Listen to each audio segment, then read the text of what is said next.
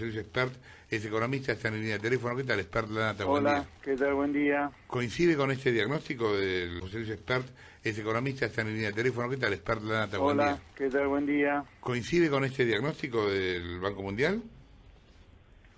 Sí, bueno, los organismos multilaterales siempre le van a hablar del muy corto plazo. Yo le diría, Argentina hace 70 años que viene para atrás, éramos número 10 del mundo a mediados del siglo XX, hoy somos número 53 en ingreso mundial de ingreso per cápita. Así yo diría, y hay dos cosas que explican esto: nuestro rechazo al libre comercio, a pesar de que es un país que tiene todo para ganar comerciando con el mundo. Nosotros estuvimos, por nombrar un tiempo corto, en la última década, con la ridiculez de tener que presentar una declaración jurada para importar un clavo, y además la otra cosa, que hemos pasado a ser amantes de un Estado gigantesco que hoy a los que están en blanco les succiona la mitad del año de trabajo, y por si fuera poco tenemos déficit. Y a eso apunta el Banco Mundial, apunta a una cuestión muy corta de déficit. Mire, en los últimos 56 años, del año 61 hasta acá, incluyendo el 2016, son 56 años. Solamente 4 años el Estado gastó menos de lo que recaudó. En los restantes 52 años siempre hubo déficit, o sea, un Estado gastando más de lo que recauda. Así que este es un tema biológico ya nuestro, forma parte de nuestro ADN, que nos destruye además, ¿no? Porque... Hay quienes creen que tomar deuda para pagar déficit es políticamente un error a mediano plazo. Bueno, me parece que la evidencia histórica es clara en ese sentido. Cada vez que tomamos deuda terminamos mal, así como cada vez que emitimos dinero y usamos reservas también terminamos mal. Lo que está mal es tener déficit fiscal, eso es lo que está mal. No importa cómo lo financie. Sería un error grosero en el cual sin duda el macrismo está cayendo hasta ahora, de pensar que todo el problema que había en Argentina en materia fiscal, hay infinidad de problemas en otras áreas, es la manera en la cual el kirchnerismo financiaba el déficit, fumándose en pipa al Banco Central. El error es tener déficit, no es cómo se financia. Además, el error a esta altura es mucho peor que el tener déficit, es tener un Estado con un tamaño tan impagable que hace, insisto, que los que están en blanco la mitad del año trabajen solamente para pagar impuestos. Una esclavitud impositiva se ha reeditado en Argentina. José Luis, ¿cómo estás? Martín Teta. Hola, ¿qué tal, Martín? Bien.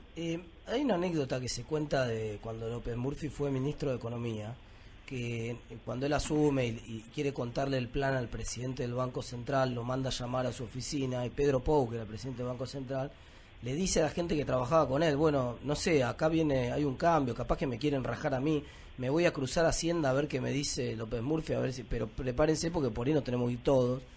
Y se cruza, se junta con López Murphy le cuenta el plan que tenía, que era un plan de moderado ajuste fiscal en ese entonces, después para lo que terminó ocurriendo a la postre, ¿no? Y cuando vuelve Paul le preguntan todos en la oficina, dicen, ¿qué? ¿Nos vamos? ¿Nos rajan? Que no, quédense tranquilos que lo rajan a él en una semana.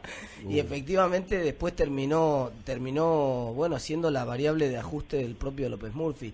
El problema es el contrafactual, José Luis. ¿Cómo haces el ajuste fiscal que estás planteando vos en un contexto en el cual además es un contexto recesivo y la magnitud del ajuste, 7 puntos del déficit fiscal que tiene el Estado, tenés que bajar el gasto público 20%. ¿Cómo bajas 20% de gasto público en Argentina? Bueno, 20 puntos del producto lo bajás solo con una mega reforma estructural anunciada por el presidente, con acuerdo con toda la política, con todo el empresariado, con apoyo internacional, y eso es una reforma de 3 periodos de gobierno, pero eso implica ponerse los pantalones en serio. Ahora, yo también te contestaría con otro contrafactual. El corso a contramano que hemos desarrollado los argentinos con la seguridad o la inseguridad desde la dictadura para acá nos ha terminado transformando en un país donde los que laburamos por derecha todo el día estamos tras las rejas y los chorros están libres, o ya tenemos a los narcos acá adentro, y todo arranca por el temor a confundir poner orden con ser torturador. Bueno, en materia fiscal ha pasado lo mismo. Bien, con esta historia de nunca hacer lo que tenés que hacer, ya nos comimos 4 piñas en los últimos 40 años. Pero dame más precisiones, José Luis. Dios, la hiperinflación y el 2002. Entonces, acá, si no hay nadie que ponga el grito en el cielo de manera sistemática todos los días, algo así como lo que hizo Periodismo para Todos de la Nata con la corrupción, acá si esto no se pone sobre la mesa, Argentina va a terminar otra vez teniendo problemas serios en el futuro, para pagar la deuda, para crecer, pero hay que ponerlo sobre la mesa. No puede ser que este país ya haya llegado el delirio, donde la gente que está en blanco, la mitad del año trabaja para pagar impuestos, y encima tenés una de las peores situaciones fiscales de la historia, porque 8 puntos del producto de déficit, o sea, 600.000 millones de pesos de déficit fiscal, Argentina nunca lo tuvo. En el cálculo que hace el gobierno, digamos, el plan que tenía inicialmente en diciembre del año pasado el gabinete económico de Macri, era cerrar ese déficit fiscal a la Clinton, digamos, con crecimiento. Entonces ellos decían, no está políticamente el clima como para hacer un ajuste del gasto, para hacer un ajuste ortodoxo, para decirlo de alguna manera. Lo que vamos a hacer es mantener el gasto constante en términos reales, que aumente lo mismo que aumenta la inflación. Y bueno, la cuenta era que cada 4 puntos de crecimiento del PBI se bajaba 1 punto del déficit fiscal. Entonces vos necesitabas aproximadamente, para los niveles de déficit que se manejaban, entre 6 y 7 años de crecimiento de la economía para cerrar ese déficit. El problema es que justamente la economía no crece, entonces sin crecimiento, este año ya en los primeros 7 meses del año, el déficit que era de 125.000 millones el año pasado a esta misma altura, es de 184.000 el déficit primario, eso es un 46% arriba. Pero yo la pregunta que te quiero hacer, yo coincido en parte del diagnóstico del problema, muchos coincidimos en esto, pero no me queda claro cuál es el plan alternativo. Vos me decís un plan de estructural, pero concretamente, José Luis, concretamente, ¿qué recortás? ¿Recortás, además de subsidio, echás empleado público? ¿Qué haces? Varias cosas sobre tus reflexiones. Punto 1, que vos cierres el déficit fiscal con crecimiento, a lo mejor hay algún genio que lo logra hacer, pero en los 56 años que yo conté recién, que han transcurrido, donde 52 tuviste déficit, o sea, más del 90% de los 56 años, hubo millones de recuperaciones de un par de años, 2 o 3 años, y el déficit fiscal jamás bajó. Es más, si lo tomo en promedio, en ese más de medio siglo que yo te cuento, o que les cuento, Argentina ha crecido en promedio en los últimos 56 años, pongamos una tasa del 2,5-3% anual, y sin embargo el déficit jamás se cerró. Es más, hoy tenemos el doble de déficit fiscal que el que teníamos hace medio siglo. Entonces, punto 1, jamás hemos logrado cerrar el déficit fiscal con crecimiento porque hemos crecido en este último medio siglo. Jamás tuvimos un gobierno no peronista tampoco que lo pudiera hacer. Jamás tuvimos un gobierno no peronista que tuviera tantos años de crecimiento como para hacerlo. No entiendo lo que me decís. Claro que pero olvidate, coincidió con la expansión de gobiernos peronistas que eran expansores. Es un tema atávico esto ya. En más de medio siglo hemos tenido todo tipo de gobierno. Hemos crecido en ese más de medio siglo y nunca ha bajado el déficit fiscal. La segunda cosa, este gobierno, el gobierno de Macri, en el proyecto de presupuesto para el año que viene, ha puesto un déficit fiscal, incluyendo provincia, incluyendo intereses. Dicho sea de paso, dejemos de hinchar los economistas de hablar de los 4,5 puntos que habla Pratgay de déficit, porque ese no es el déficit de Argentina. El déficit de Argentina es con intereses y con provincia, entonces el déficit ahí son 8 puntos del producto. El déficit fiscal que este gobierno puso en el presupuesto para el año que viene es de 8 puntos del producto, incluyendo provincia e intereses. ¿Cuál es el déficit de este año? 8 puntos. Bueno, ¿Cuál fue el bajamos, déficit del año pasado? 7 puntos del producto. Entonces, concretamente, este gobierno, ¿qué recortás? con crecimiento, puso más déficit fiscal y no menos. Tercero, ¿dónde recortar? Señor Macri, yo te tomo el punto. Si usted dice que el kirchnerismo le dejó 1.400.000 empleados públicos de más, bueno, empecemos con la racionalización. ¿Cuál es el argumento por el cual acá el sector privado despide 80.000 personas, como ha pasado en los primeros 8 meses, y vos no podés echar un solo empleado público? Si el problema es ese. Quiso echar 17.000 empleados en diciembre y por poco lo cuelgan en la plaza. Está bien, pero eso es en parte porque hay un gobierno, o ningún gobierno, pone las cosas como hay que ponerlas, porque acá Menem, y el desempleo que vino después no tiene nada que ver, y si hay un tipo que ha sido crítico de la convertibilidad, sin duda que fui yo, pero Menem, cuando empieza a privatizar empresas públicas, ¿sabe cuánta gente echó de las empresas públicas y de la administración pública? Más de 200.000 personas. Y Menem ganó la elección del 95 en plena recesión. Así que eso de que no se puede hacer sin crisis, parecería ser acá los ajustes, así como en materia de seguridad hemos tenido que llegar a este delirio donde los que no somos chorros estamos tras las rejas y los que son chorros están libres, para pensar qué está pasando con la inseguridad. Y ya tenemos la droga metida acá. Yo te respondo con lo mismo. Mirá, mientras no planteemos las cosas como sociedad todos, y hay algún presidente que las plantee en serio sobre la mesa, siempre vamos a estar discutiendo cómo se hacen los ajustes fiscales. Porque además hay otra cosa acá. Hay un tema de poder de lobby. La política, que es la que vive del gasto público, es la que tiene el poder de lobby para plantearte los temas. Los privados, los 10 millones de que están en blanco y que se revientan trabajando, colgándose los trenes, laburando como perro, pagando impuestos, eso no tienen tanto poder de lobby, pero de algún lugar ese poder de lobby tiene que salir. ¿Cómo sale ese poder de lobby? Educando, informando y planteando estos temas muy seguido como lo estamos haciendo hoy. El problema que vos tenés, sí, tenés que despedir empleado público, lo tenés que hacer. ¿Por qué no vas a despedir empleado público si las empresas privadas echan gente y no pasa nada? Pero Winiaski soy, ¿qué tal? Sí. ¿Cómo le va? Pero sí pasa, hay 32% de pobres, ¿no? Bueno, pero la pobreza es otro tema que tiene que ver con la enfermedad populista nuestra. La pobreza se estaciona hace más de 30 años en 30% en promedio, más o menos a partir de que Argentina empezó a tener crisis cíclicas tremendas cada 10 años, como con el Rodrigazo, Martínez Dios, la Hiper y 2002. La pobreza desde el Rodrigazo nunca más volvió a los niveles previos al Rodrigazo. ¿Y eso qué está demostrando? Está demostrando que todo lo que ya venía desde antes del Rodrigazo, por lo menos de mediados del siglo XX, estaba mal. Porque esto no empieza a explotar como Argentina explota cada 10 años en los últimos 50, sin que esté haciendo algo mal en el fondo. Y lo que Argentina está haciendo mal en el fondo, pues es otra discusión, muchísimo más complicada que echar empleados públicos, que es que Argentina tiene que cambiar su objeto societario. Argentina está equivocada estratégicamente hablando. Este es un país que por su extensión, por la productividad que tiene en el agro, en la energía, en el petróleo, en el turismo, está preparado para venderle cosas al mundo. Pero nosotros, como tenemos un corso a contramano, nos estamos protegiendo de las chucherías de este estilo, de los juguetes, de los electrónicos que vienen de afuera. Y por si fuera poco, la embarramos más todavía. Tenemos un Estado que nos ha transformado lo que estamos en blanco en esclavo. Y eso incluye cómo el Estado ha transformado al interior a gente de cuarta, como los Alperovi, los Ferli, y todos estos tipos que están en el norte, en verdaderos caudillos. Entonces usted tiene que dinamitar esas dos cosas. Tiene que dinamitar el proteccionismo industrial y dinamitar el Estado presente para poder algún día volver a tener algún futuro como el que tuvimos hacia finales. Ahora, ¿vos crees que realmente el Estado está presente? Si uno lo viera desde el punto de vista histórico, no necesariamente partidario, histórico, ¿en qué momento, según su opinión, Argentina empieza a gastar más de lo que gana?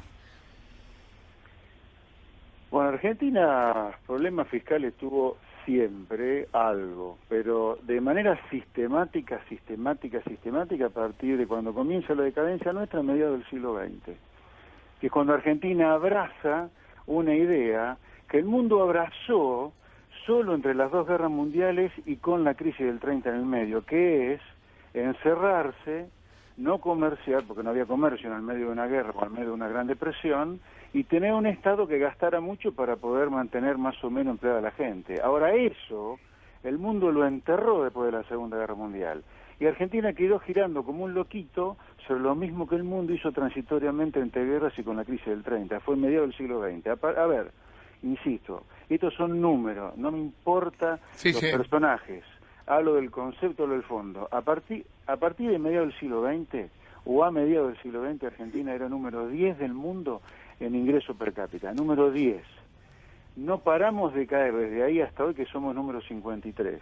La tendencia, si uno mira los gráficos, yo tengo uno pegado ahí en la página de Twitter, está clavadito ahí, la tendencia es inexorable. Argentina no para de caer en el ranking mundial de naciones. Y eso son dos causas: nuestro rechazo al comercio y nuestro amor enfermo por el Estado presente. Yo creo que el cambio tiene que ser cultural. Obviamente que eso requiere de mucha paciencia, de mucho trabajo, enseñar en las escuelas otras cosas, pagar bien a los maestros, enseñar mejor a las universidades, y los que tenemos alguna voz, insistir con esto, porque si no Argentina, a ver, me va a decir Macri que su gran descubrimiento es cambiar la manera en la cual se financiaba el déficit fiscal kirchnerista de pesos a deuda. Ese es el cambio, pero estamos locos, estamos tan locos que no nos damos cuenta nosotros, creo. Si a vos te garantizaran que en los momentos de crecimiento de la economía el gasto público no va a crecer en términos reales, es decir, se va a mantener constante en términos reales, ese plan de reducción del déficit vos no lo comprás tampoco, aunque tuvieras la garantía, ya sé que no lo crees, pero aunque tuvieras la garantía, de alguna manera te llevan al futuro y te muestran que eso puede pasar, vos tampoco lo comprás. No, yo no voy a comprar vos me decís que vos me das la seguridad 100% Supongamos. de que vas a bajar el gasto público 2 puntos del producto por año. El déficit, no el gasto. ¿Eh? El déficit. No, Bueno, no te lo sí, compro. el gasto como porcentaje del producto compro. también, claro. No te lo compro porque vos tenés que bajar el gasto. Ahora vos tenés que bajar el gasto 20 puntos del producto. Pero no nominalmente, lo podés bajar, no comprás la idea de bajarlo como porcentaje del producto con crecimiento. No. Yo lo quiero ver a Macri anunciando, porque yo no lo quiero a Macri como comentarista y que me diga que le sobran 1.400.000 personas, porque sé qué pasa, eso es una estafa al contribuyente también, porque nosotros nos preocupamos solo por el despedido, y el pobre tipo que labura como un negro pagando impuestos todos los días, no importa, pagando 1.400.000 tipos que el propio presidente dice que no sirven. Una más, José Luis, vos metiste el dedo en una llaga recién con el tema de la apertura comercial, que es un tema que yo comparto, pero a mí me preocupa un tema, que en la historia argentina los procesos de apertura en general coincidieron con procesos de apreciación cambiaria muy fuerte, de dólar artificialmente muy barato, y entonces para la gente es difícil discernir cuál fue en realidad el proceso que generó por ahí caída del empleo, problemas en la industria. Entonces en general la gente es reacia a los procesos de apertura económica. Te dicen, no, ¿qué querés? ¿Que pase lo que pasó con Martínez de Oz? ¿Que pase lo que pasó con Cavallo?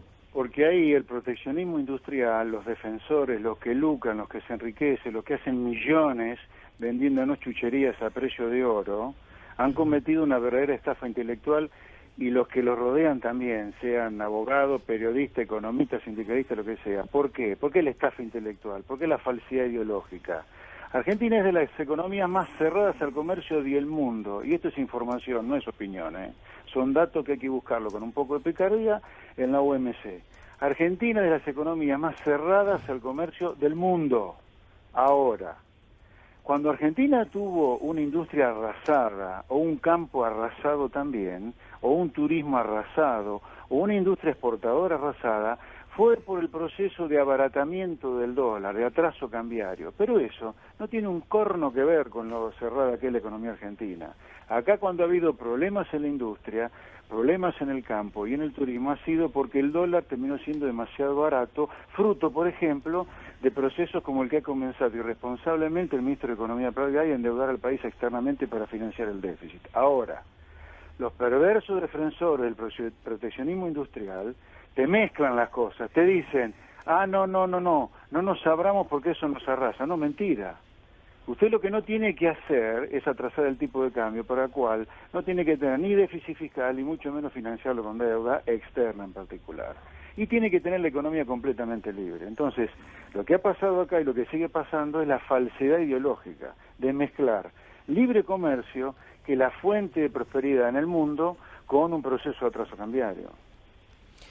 Yo el problema que veo, José Luis, y te hago el último comentario, es que tu racionalidad está bastante bien. El problema del déficit lo comparto.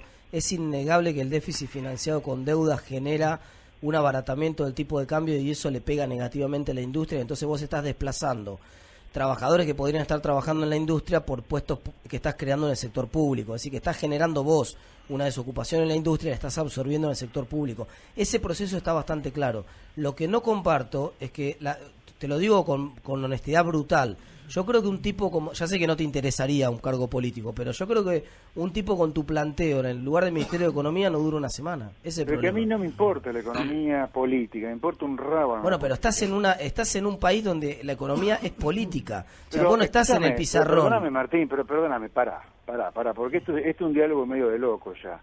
Si las causas de la decadencia son tan evidentes, vos me decís que estamos tan enfermos que no podemos cambiar y seguir siendo un país miserable.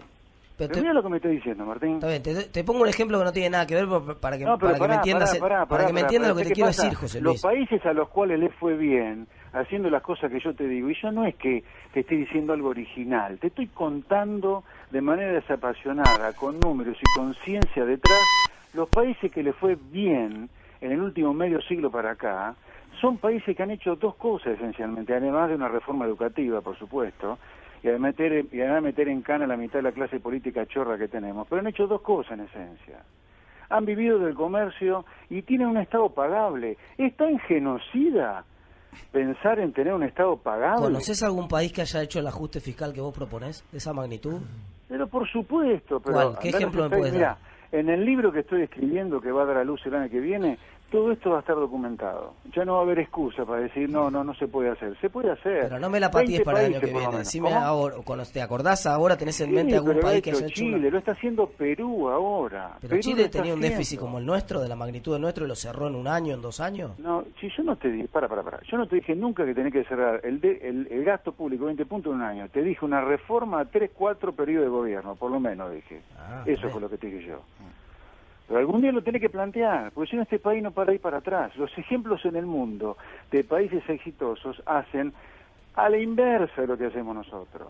Y eso hay que ponerlo claro. Ahora, que me diga que estamos tan enfermos, que no podemos hacer los cambios para dejar de ser miserables, eso es otra cosa y está en el menú de opciones. Es como la inseguridad.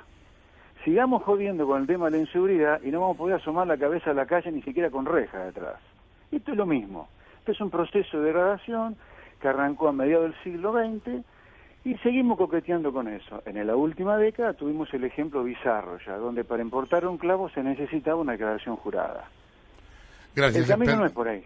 Gracias, Esper, por la comunicación. Buen día. José Luis Esper, quien hablaba, economista, bueno, nada.